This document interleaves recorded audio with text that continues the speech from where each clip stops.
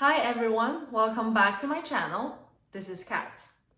If you're new here, my name is Catherine, and on my channel we talk about careers in healthcare, pharma, and science, all from the inside. Lately, I've been getting so many messages and comments from people with all kinds of backgrounds: PhDs, PharmDs, nurses, scientists on the bench, even people in sales and regulatory affairs, all asking the same question, which is, how do I start a career as a medical science liaison? So some of you are wrapping up grad school or postdoc training, others are already working in healthcare or pharmaceuticals and want to become an MSL as your next career move. And I totally get it. The MSL role is one of those dream jobs that keep you close to science while letting you make an impact on patient care and medical community. So in today's video, I'm going to walk you through exactly what an MSL does, which I've talked about many times in my previous videos, but I'm just going to recap briefly here today so we have kind of the full picture. On top of that, I'm going to talk about what kind of background you need, and most importantly, how to land your first MSL job step by step. So first, what exactly is an MSL? Medical Science Liaison. In short, it is the scientific bridge between the pharmaceutical companies and the medical community. They're not the sales reps, again, they're scientific experts. Their main job is to build relationships with the key opinion leaders, or KOLs as we always say, who are usually physicians, researchers, and hospital decision makers. They discuss the clinical data, the new therapies, unmet medical needs, and gather the real-world insights from the field to inform the company's strategy. Think of them as the eyes and ears in the scientific community and trusted scientific partners to the clinicians.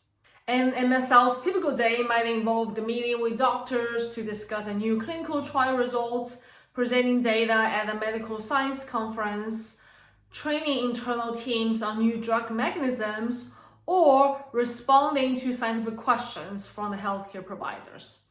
It's a role that's a mix of science, communication, and strategy, and is highly respected because it requires both technical depth and emotional intelligence. So now let's talk about why this role is so attractive. First of all, MLs get to stay close to science without being stuck in the lab. You're still talking about mechanism of action, the clinical data, biomarkers, etc., all the fun science stuff, but you're also doing it in a way that directly impacts patient care and the real-world decisions. Second, the lifestyle. So medical science liaisons, they travel a lot. Sometimes regionally, some nationally, but even internationally. There's often flexibility and independence. You kind of can manage your own schedule, right? So that's really appealing, especially for the young generation. Third, the career growth and the compensation is really attractive. And I think I have made a video about just the salaries on medical science liaisons. But just give you a rough idea, the entry-level MSLs can make anywhere between $120,000 to $160,000. And experienced ones, especially in those specialty therapeutic areas like oncology or rare disease, which obviously always a hot topic, can earn $200,000 and more plus bonuses. And finally, MSLs often go on to kind of higher roles like medical affairs director, medical lead, or the head of field medical, things like that, like more on the management level, and that can open many doors. So yes, it is a really competitive field, but it's absolutely worth it if you like the lifestyle, the bonus comes with it. You will definitely enjoy this role. So what background do you really need? Here's the million-dollar question, right? And traditionally, most MSLs come from the advanced scientific or clinical backgrounds. As you can imagine, those would be the PhDs, the PharmDs, or MDs are the most common. Some with nursing or MPH degrees make it too, especially if they have very strong therapeutic experience. If you have a PhD, it's less about the degree itself, because the degree is more like science related, not really medical related. It's more about how well you can translate those complex data into very clear insights to those KOLs. If you have clinical background like pharmacy or medicine, that's great because you already speak the language of physicians. But degree alone won't land you the job, right? What really matters is your ability to understand clinical and scientific data deeply, communicate it clearly and confidently with the KOLs, and most importantly, is to build and maintain the relationships with the clinicians. That's why the EQ, right, the emotional intelligence really plays a role. It's the people skills that win you and keep the job. And if you can do all these three things, you have the foundation for success. Okay, so now let's really talk about the skills you need to develop to make you stand out as a medical science liaison candidate. Again, I mentioned so many times, so first and foremost, scientific communication. You need to be able to talk science at different levels, right? To oncologists, a pharmacist, or a nurse. Really tailor the message each time. Second, again, the emotional intelligence and relationship building. This is huge. I don't have to emphasize twice. I mean, the MSL succeeds when they build trust, not when they just push information on someone. Third is the business acumen. You'll be surprised, right? Even though you're not in sales, you're still part of the company. Understanding how kind of drugs, positions, marketed, reimbursed will really help you speak strategically. And lastly is the time and territory management. You'll often kind of work independently, managing multiple KOLs, events, and reports. So being organized is really the key. You can't really just say, tomorrow I'm going to fly there. You're going to have a tight schedule, right? So you really want to make sure your time management skill is top notch. If you're still in grad school or a postdoc and you're trying to maybe go to the MSL in the future, start practicing those skills will really help you win the job in the future. Okay, so now let's get into the how. How do you actually break into the MSL role, especially if you don't have any prior industry experience?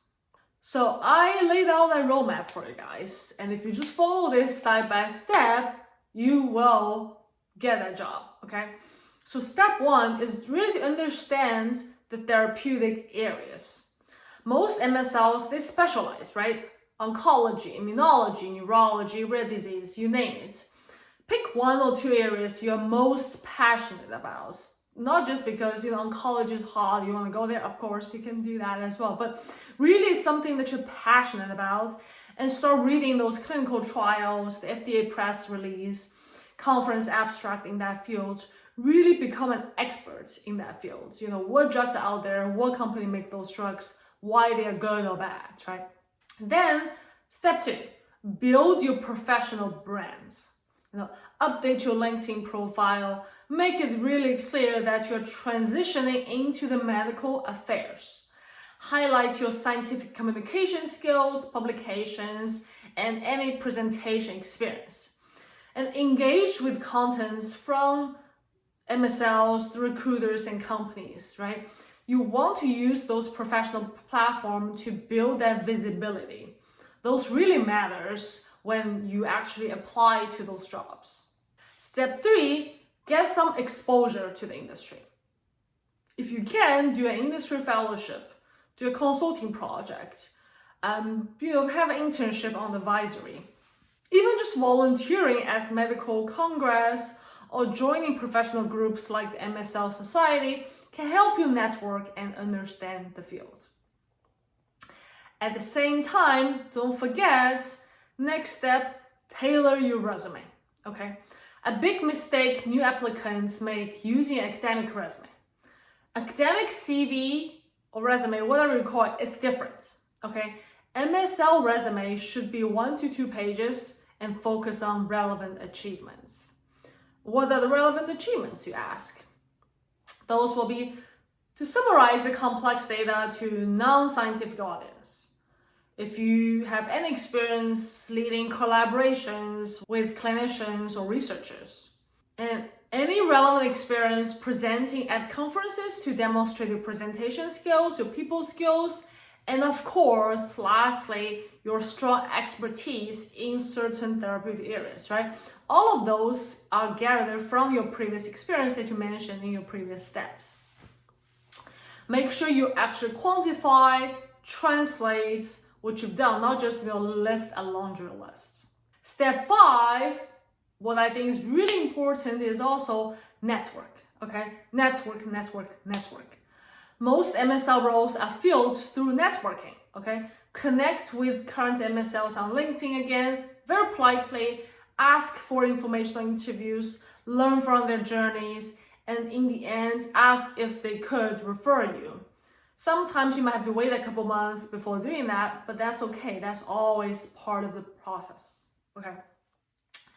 Last step, step 6. Now you're all ready, right? You've done your network, you've done your research. Now is time to practice for interviews once you get them. So the MSL interviews usually include the scientific presentations, right? Which is a skill you already mastered, where you are asked to present a recent paper and discuss it with the hiring team. So what they're testing is how you think, communicate, and handle questions. Not just how many papers you've published, right? How many research you've done. And if you really can show you can explain those complex science clearly and confidently, you are almost there. So I want to dedicate the next minute or so to understand some of the common challenges and how you can overcome them. So one challenge is the lack of experience, right? Most entry level will still ask for 2 to 3 years of MSL job experience. And this is common across the industry. The workaround with it is look for roles labeled associated MSL, clinical liaison, or medical information specialist. So those can serve as stepping stones towards that 2 to 3 years of experience.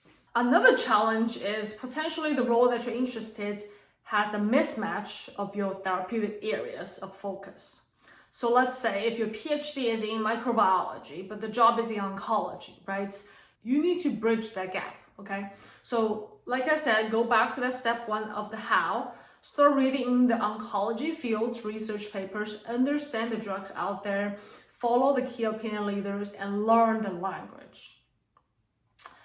So all of that brings me back to my last key point is you have to be patient. I've invited a couple MSLs onto my channel and talk about their experience and how they got the job. And I think one key message above all these, skills that I mentioned is really the patience. It can take a month to land your first MSL role, and my previous guest speakers all demonstrated that. Sometimes it's not a month, it's 2 years. You need that patience. Don't get discouraged. You have to keep learning, networking, and applying strategically. So to sum it up, you want to learn the science deeply, build the connection and relationship skills, get industry exposure and tailor your resume, and lastly, network strategically and be persistent. So if you love science but want to make an impact beyond the lab, being MSL can be an incredible rewarding path. If this video has helped you, don't forget to give it a thumbs up, subscribe for more healthcare career insights, and drop a comment below. Tell me what stage you're at in your MSL journey, and I will try to answer your question in future videos or in the comments. Thank you so much for watching, and I will see you in the next one.